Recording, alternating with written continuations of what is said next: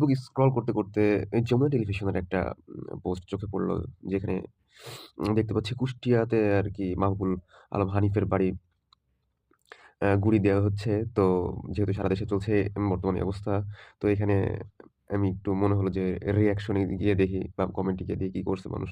তো রিঅ্যাকশন এ ক্লিক করলে কে কি রিঅ্যাক্ট করছে এই বিষয়ে আমরা যদি দেখি তাহলে অ্যা ওভারঅল হচ্ছে ৬৭ কে হচ্ছে রিঅ্যাক্ট পড়েছে। তার মধ্যে রেগুলার লাইক ৪২,০০০, লাভ রিঅ্যাক্ট ১৬ কে, অ্যা হাসির ইমোজি দিয়ে রিঅ্যাক্ট করছে হচ্ছে ৫,৯০০ জন মানুষ আরকি।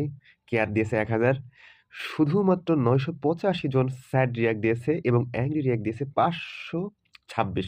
তার মানে সারা বাংলাদেশের ভেতরে অ্যাম খুবই সামান্য সংখ্যক লোক যারা কিনা দুঃখিত এই বিষয়ের পরিপ্রেক্ষিতে, খুবই সামান্য, খুবই সামান্য ৬৭ কে অর্থাৎ ৬৭,০০০ রিঅ্যাক্টের মধ্যে মাত্র ৯৮৫ প্লাস ৫২৬ এই সংখ্যক লোক যারা অখুশি এই বিষয়টাতে।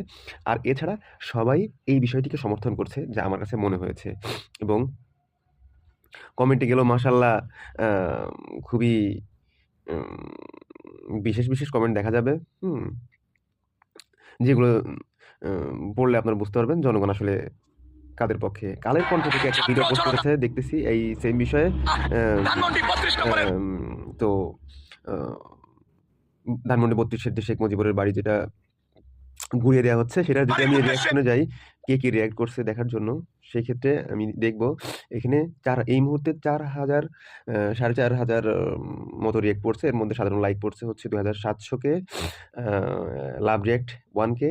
এর মধ্যে অনলি স্যাড রিঅ্যাক্ট পড়ছে হচ্ছে ৫২৬ কে। অ্যাংরি রিঅ্যাক্ট পড়ছে ১১৯ জন। ৫২৬ জন প্লাস ১১৯ জন এই ৬০০ প্লাস লোক অখুশি যারা, এছাড়া সবাই খুশি এই বিষয়টাতে। এর মধ্যে কেউ, কেউ হাসির ইমোজি দিয়েছে, কেউ, কেউ ইয়ার ইমোজি দিয়েছে। তো আসলে এই বিষয়টাতে যা বোঝা যাচ্ছে, অ্যা আমি অনলি ২ টা দেখালাম। আমি এর আগেও বেশ বিগত কয়েকটা ভিডিও পোস্ট বা এগুলো দেখছি। সবগুলা মিলায়ে আমি এনালাইসিস করে দেখলাম যে এই বিষয়টিতে সারা বাংলাদেশের মানুষ একযোগে খুশি। হুম? কতিপয় কিছু মানুষ যারা অখুশি।